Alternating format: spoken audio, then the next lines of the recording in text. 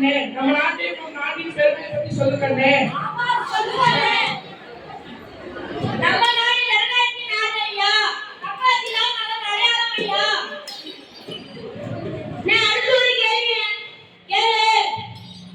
மக்களாட்சி உயிரினம் அதே இருக்கும் சத்தியங்கனே. ஆமா சொல்லுமையா சொல்லுமையா. உயிரினம் வாக்காளர்தான் உயிரையா.